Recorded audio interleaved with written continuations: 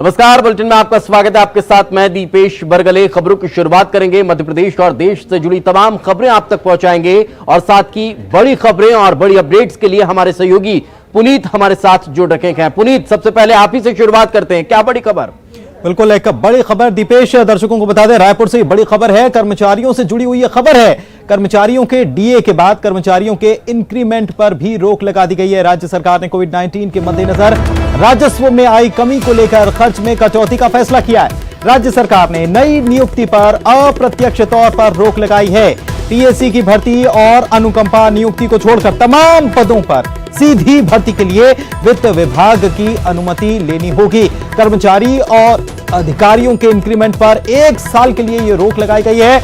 वित्त विभाग का 31 मार्च 2021 तक ये आदेश जारी रहने वाला है। और हमारे सहयोगी सुरेंद्र फोन लाइन पर जुड़े हुए हैं, उनसे जानकारी लेते हैं। क्या पूरी खबर है सुरेंद्र? देखिए पुलिस, ये बड़ी खबर है और जिस तरह से सरकार का जो वित्तीय ढांचा है वो कहीं ना कहीं कमजोर हुआ है कोविड-19 को चलते, इसके चलते सरकार ने बड़ा फैसला लिया है और जो रिक्त पद है उनके संबंध में सीधे तौर से कह दिया गया है कि जो पीएससी की जो द्वारा भर्ती होगी वही भर्तियां की जाएंगी, उसके अलावा कोई भी नियुक्ति नहीं की जाएगी। और इंक्रीमेंट जो होता है सरकारी अधिकारियों का जो प्रमोशन के बाद वो उनको नहीं दिया जाएगा। इसके अलावा बड़ी बात यह है कि जो स्थानांतरण जो है, स्थानांतरण पर रोक लगाई गई है। किसी प्रकार का कोई भी तबादला नहीं होगा शासकीय जो सरकारी कर्मचारी रहते हैं। इसके अलावा बैठक कॉन्फ्रेंस जो होती है वो किसी प्रकार की होटल्स में नहीं होनी चाहिए। जो शासकीय जो कॉन्फ्रेंस हॉल होते हैं उनके उसमें रहनी चाहिए। तो इस तरह से तमाम वो कटौतियां सरकार ने की है। और साथ ही इसके अलावा जो पीडी अकाउंट होता है, जमा खाता होता है, उसे भी 1 वर्ष की अवधि में को चलाने के लिए तत्काल बंद किया गया है। तो तमाम वो चीजें हैं जिसके तहत जो सरकार ने इन चीजों को लेकर कटौती की है। ये सारी कुछ कटौतियां इसलिए की गई है जो कोविड-19 के बाद जो आर्थिक जो मुनाफा नहीं हो पा रहा है सरकार को, जिसके चलते ये बड़ा फैसला सरकार ने ये लिया है। और साथ ही जो शासकीय जो यात्राएं जो करते हैं अधिकारी, उन पर रोक लगा दी गई है कि वो शासकीय जो यात्राएं होती हैं उन पर रोक लगाई गई है। विभाग के द्वारा जो रेल की जो प्रथम श्रेणी के जो रेल यात्रा करते हैं उस पर प्रतिबंध रहेगा। और इस तरह से जो अगर शासकीय भ्रमण करना रहेगा तो उसके लिए बाकायदा सामान्य प्रशासन और वित्त विभाग से अनुमति लेनी पड़ेगी। तो इस तरह तमाम वो रोक लगाई है सरकार के कवायद। ये मान सकते हैं कि हर तरफ से खर्च में कटौती करना है ताकि जो राजस्व की कमी हो रही है उसको कहीं ना कहीं से पूरा किया जा सके। और इस लिहाज से केवल ये उपाय ये कि खर्च में कटौती कर दी जाए, इसलिए ये बड़ा फैसला लिया गया है। कई सारे फैसले लिए गए हैं। शुक्रिया सुरेंद्र आपका इस तमाम जानकारी के लिए। और चलिए एक बार फिर से चलते हैं न्यूज रूम दीपेश के पास। Deepesh, over to you. बिल्कुल पुनीत, जिस तरह से आपने छत्तीसगढ़ के बारे में बताया कि वहां किस तरह से मदों में कटौती हो रखी है, तो मध्य प्रदेश में रोजगार सेतु योजना की शुरुआत होने जा रही है। और इसके जरिए मजदूरों को, जो मजदूर दूसरे प्रदेशों से पुनः पलायन कर अब मध्य प्रदेश लौटे हैं, उन मजदूरों को यह सहायता देने की तैयारी में प्रदेश सरकार नजर आ रही है। और इस योजना के जरिए उन्हें रोजगार मुहैया कराया जाएगा, उनको उनकी सुविधा के अनुसार काम दिया जाएगा। जितनी जिनकी उनकी स्किल होगी उस स्किल के अनुसार यहां पर उन्हें काम देने की तैयारी अब प्रदेश सरकार ने कर ली है। और इसके जरिए उन मजदूरों का भविष्य संवारा जाएगा। जिंदगी की जो न्यूनतम आवश्यकता है वो पूरी हो सके, लेकिन उसके साथ साथ हमने रोजगार सेतु नाम की एक योजना बनाई है जिसके अंतर्गत जो कुशल मजदूर है, स्किल्ड लेबर है, उनकी सूची हम बना रहे हैं हर पंचायत में। आज से काम प्रारंभ हो रहा है और वो सूची बनने के पश्चात सर हम एक प्लेटफॉर्म बनाएंगे रोजगार सेतु को, जिसमें जिस तरह का काम वो मजदूर भाई बहन जानते हैं, उस काम की जिस फैक्ट्री में ज़रूरत है या कहीं इंफ्रास्ट्रक्चर के काम हो रहे हैं, पुल पुलिया सड़क बांध के उसमें उनकी ज़रूरत है, तो उनको उसमें लगाने का काम दिलाने का प्रयास किया जाएगा। एक प्लेटफॉर्म होगा जो एक तरफ इंडस्ट्री के काम की ज़रूरत पूरा करेगा और दूसरी तरफ ज़रूरतमंद कुशल मजदूर भाई बहनों को रोजगार दिलाएगा। लॉकडाउन है और मैं मर्यादाओं में बंद हूँ। अब कैसे रुका हूँ मैं ही जानता हूँ, इतनी मुश्किल से अपने आप को मैंने रुका है, क्योंकि हमको 2 गज की दूरी और कार्यक्रमों में नहीं जाना और बाकी सब चीज़ का पालन करना मैं करूँगा, तब मैं दूसरों को कह सकूँगा। 31 तारीख को लॉकडाउन के बाद अगर देश से लॉकडाउन समाप्त होता है तो मैं फिर सारी सावधानियां जिनका पालन करना चाहिए उनका पालन करते हुए विशेषकर जनता मजदूर भाई बहनों में मैं जाना प्रारंभ करूँगा। देखिए आर्थिक गतिविधियाँ चालू करनी पड़ेगी, क्योंकि दुनिया में ऐसे चल नहीं सकती। एक तरफ कोरोना का भयानक संकट है, लेकिन मध्य प्रदेश में काबू में है, नियंत्रण में। आपने देखा मध्य प्रदेश में रिकवरी की दर, ठीक होने की रेट 53% हो चुकी है। और चलिए एक बार फिर बड़ी खबर के लिए रुख करते हैं हमारे सहयोगी पुनीत का। शुक्रिया दीपेश। और एक बड़ी खबर, इस वक्त की सबसे बड़ी खबर आपको बता रहे हैं, दर्शकों को बता रहे हैं, प्रेमचंद गुड्डू को बीजेपी से निष्कासित कर दिया गया है और अनुशासनहीनता के मामले में यह कार्रवाई की गई है। अनुशासनहीनता का आरोप है इन पर। भोपाल से बड़ी खबर आपको बता रहे हैं और कारण बताओ नोटिस भी जारी किया गया है। तो प्रेमचंद गुड्डू को बीजेपी से निष्कासित करते हुए कारण बताओ नोटिस भी दे दिया गया। अनुशासनहीनता के मामले में यह कार्रवाई हुई है। पार्टी ने कारण बताओ नोटिस इन्हें दिया था और अब यह बड़ी कार्रवाई इन पर की गई है। अनुशासनहीनता के मामले में प्रेमचंद गुड्डू जो बीजेपी में शामिल हुए थे, बीजेपी ने अभी तक, हालांकि उनके भी यह खबर आ रही थी कि वो कमलनाथ से मिलने भी पहुंचे हैं और तमाम तरीके की खबरें आ रही थी। इस बीच ये भी खबर आई कि सीहोर से वो माफ कीजिएगा सांवेर से वो चुनाव भी लड़ सकते हैं तुलसी सिलावट के खिलाफ। और अब ये बड़ी खबर आपको बता रहे हैं और जितेंद्र हमारे सहयोगी हमारे साथ जुड़े हुए हैं। जितेंद्र, क्या जानकारी है? देखिए, अगर बात करें तो 1 सप्ताह का टाइम प्रेमचंद गुड्डू को दिया गया था भारतीय जनता की पार्टी की तरफ से, मगर उन्होंने उस कारण बताओ नोटिस का जवाब नहीं दिया। इसके बाद वो लगातार उनके बयान मीडिया में आते रहे और भाजपा के खिलाफ और पार्टी के खिलाफ उन्होंने जंग छेड़ दी थी। इसी बात को लेकर अब जो है प्रदेश अध्यक्ष विष्णुदत्त शर्मा उन्होंने इन पर कार्रवाई करते हुए इन्हें प्राथमिक सदस्यता से निष्कासित कर दिया है। तो कह सकते हैं अब जो प्रेमचंद गुड्डू हैं वो भाजपा के सदस्य नहीं रहे हैं। निष्कासन पत्र जो है उसमें क्या कुछ लिखा गया है?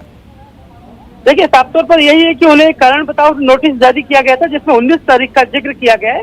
19 मई को ये नोटिस उन्हें भेज दिया गया था, मगर उसके बावजूद उन्होंने 1 सप्ताह तक इस पर कोई गौर और कोई अमल नहीं किया।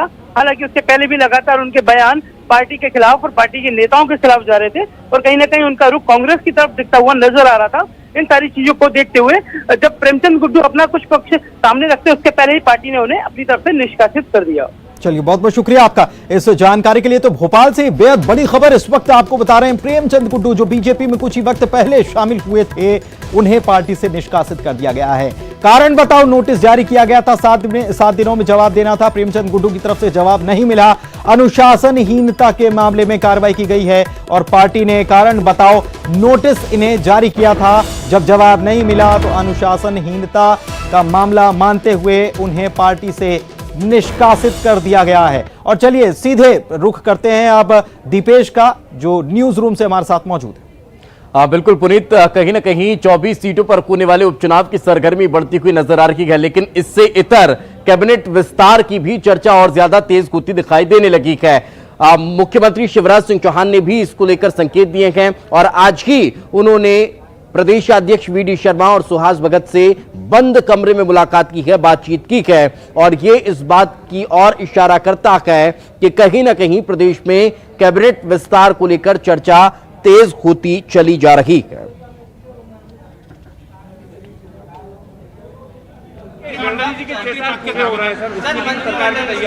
जल्दी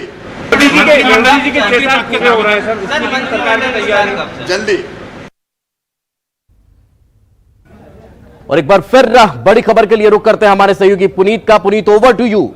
शुक्रिया दीपेश। भोपाल से बड़ी खबर दर्शकों को बता रहे हैं, सोशल डिस्टेंसिंग की धज्जियां उड़ गई। पूर्व सीएम दिग्विजय सिंह बैरागढ़ पहुंचे थे और लोगों को यहां पर उन्होंने खाने के पैकेट बांटे और सामान लेने के लिए लोगों की भीड़ यहां पर उमड़ पड़ी। सोशल डिस्टेंसिंग का यहां पर पालन कहीं भी देखने को नहीं मिला। यह तस्वीर इस बात की गवाह है, कोरोना से ऐसे क्या जंग जीती जाएगी।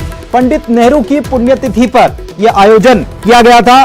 मदद है या कोरोना को न्योता है, अब सवाल यह उठा रहा है न्यूज 18 कि आखिर ये मदद के नाम पर क्या है। यहां पर लोगों की भीड़ जुट गई। सोशल डिस्टेंसिंग का कहीं कोई ख्याल नहीं रखा गया और यहां लापरवाही साफ तौर पर नजर आई। सोशल डिस्टेंसिंग की हर तरफ धज्जियां उड़ती नजर आई।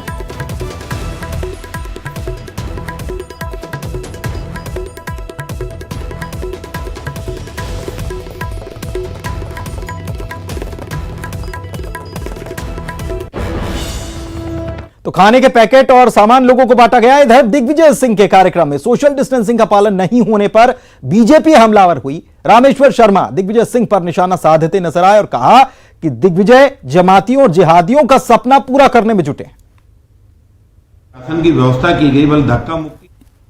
दिग्विजय सिंह जी ने जिस तरह सोशल डिस्टेंसिंग की धज्जियां उड़ाई और गरीबों को बुलाकर उनको अपमानित किया गया, ना तो उनको पर्याप्त अनाज दिया गया, ना कोई राशन की व्यवस्था की गई, बल्कि धक्का मुक्की और संक्रमण रोग को जन जन तक पहुंचाने का काम जो कभी मौलाना जमाती साध ने किया था, उसका जो है बी पार्ट के रूप में दिग्विजय सिंह ने उन जमातियों की बची खुची कसर को पूरा करने के लिए शायद संकल्प लिया है। इसलिए दिग्विजय सिंह जी ने इस तरह भीड़ को आमंत्रित किया कि जैसे मानकर चलो वो अरबों का सामान यहाँ पर बांट रहे हो, 1 किलो गरीब को चावल तो दे नहीं पाए, पर संक्रमण रोग से जरूर गरीब को जो है को जोड़ दिया है।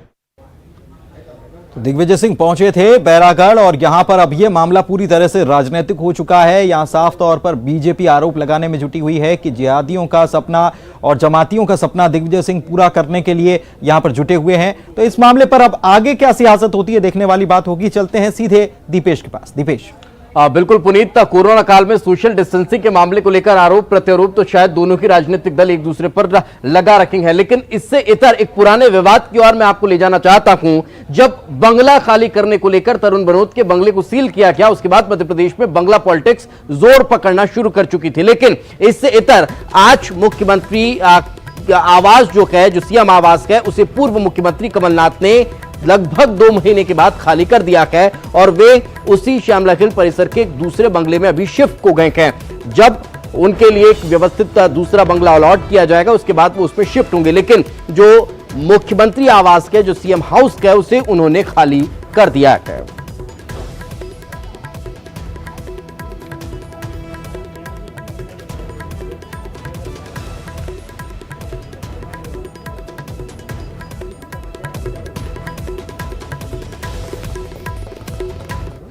तो मध्य प्रदेश में किसान कर्ज माफी को लेकर चल रहा विवाद थमने का नाम नहीं ले रहा है और लगातार इसको लेकर बीजेपी कांग्रेस एक दूसरे पर आरोप प्रत्यारोप लगा रखी है। हाल ही में पीसीसी चीफ कमलनाथ ने इसको लेकर बीजेपी सरकार पर निशाना साधा और कहा कि बीजेपी किसान कर्ज माफी को लेकर भ्रम फैलाने का काम कर रही है, झूठ बोल रही है। मुझे लगा था कि ये लोग सुधर गए हैं, लेकिन बीजेपी आदत से मजबूर है।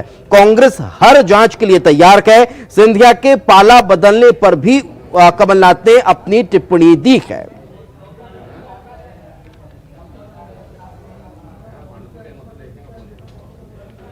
जांच करें, अच्छा है। कौन सी गलत बात हुई है, कौन सी चोरी चमारी हुई है? जो लोग खुद ये करते हैं उनको चिंता होती है, वो सोचते हैं जांच में कुछ निकल आएगा, पर क्या निकलेगा? कोई गलत हुआ है, आप सब जानते हैं। और चलिए एक बार फिर रुख करते हैं हमारे सहयोगी पुनीत का। बड़ी खबर इस वक्त भोपाल से अपने दर्शकों को बता रहे हैं। उपचुनाव से पहले बीजेपी नेताओं को अब सिंधिया समर्थक साधने में जुट गए हैं। पूर्व मंत्री प्रभुराम चौधरी ने गौरीशंकर शेजवार से मुलाकात की है और शेजवार के बेटे के खिलाफ प्रभुराम चौधरी ने चुनाव लड़ा था। उपचुनाव में बीजेपी से वो चुनाव लड़ सकते हैं प्रभुराम चौधरी, और ऐसे में यह बेहद जरूरी हो जाता है कि सभी चीजों को साध लिया जाए। और ऐसे में साधने के लिए, नेताओं को साधने के लिए, बीजेपी नेताओं को साधने के लिए यह कवायद शुरू हो गई है। जैसे जैसे उपचुनाव की तारीखें भले तय नहीं हुई, लेकिन उपचुनाव होना है और वक्त कह सकते हैं कि करीब आता जा रहा है, इस बात का एहसास है। और ऐसे में पहले से ये कवायद शुरू कर दी गई है सभी की तरफ से। एक तरफ कोरोना काल और दूसरी तरफ सिंधिया समर्थक जुट गए हैं बीजेपी के नेताओं को साधने में।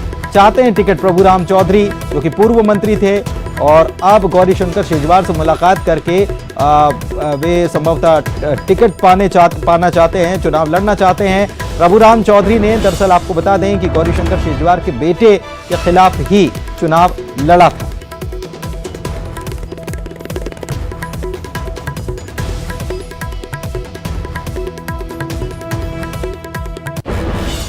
और यहां रुक रहे एक छोटे से ब्रेक के लिए, लेकिन ब्रेक के उस पार लौटेंगे, न्यूज रूम चलेंगे, दीपेश कुछ और खबरें दिखाएंगे। ब्रेक का वक्त।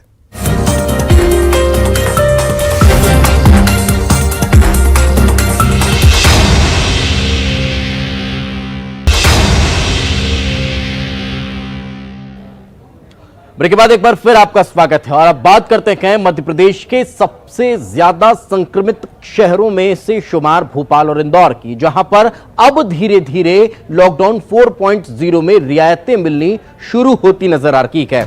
ये रियायतें उन अति आवश्यक सेवाओं में दी जा रही है, ये ढील उन सेवाओं में दी जा रही है जो बहुत ज्यादा महत्वपूर्ण है और उन इलाकों में है जहां पर कोरोना संक्रमण का कहीं कोई नामो निशान नहीं है। धीरे धीरे स्टेप बाय स्टेप अब रियायतें मिलना कहीं ना कहीं इंदौर और भोपाल में शुरू हो रही है।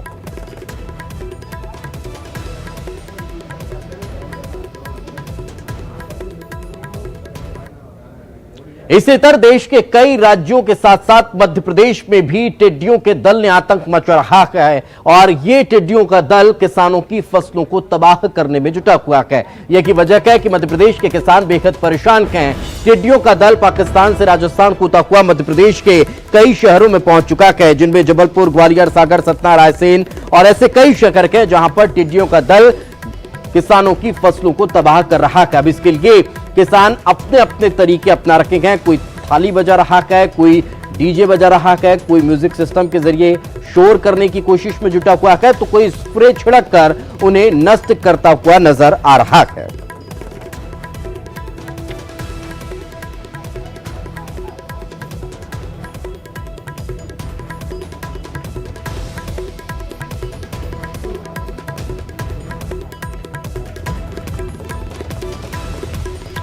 आगे बढ़ते हैं। ड्रैगन की नई चाल के बाद भारत और चीन के बीच विवाद और ज्यादा बढ़ता जा रहा है। ताजा विवाद जो है वो कहीं ना कहीं लद्दाख सीमा को लेकर नजर आ रहा है। यहां पर चीन और भारत दोनों की सेनाएं अब लगना शुरू हो चुकी हैं। 1000 से ज्यादा जवान वहां पर तैनात कर दिए गए हैं, लेकिन इन सब के बीच न्यूज 18 की टीम वहां पर पहुंची और वहां का जायजा लिया। आप खुद देखिए रिपोर्ट।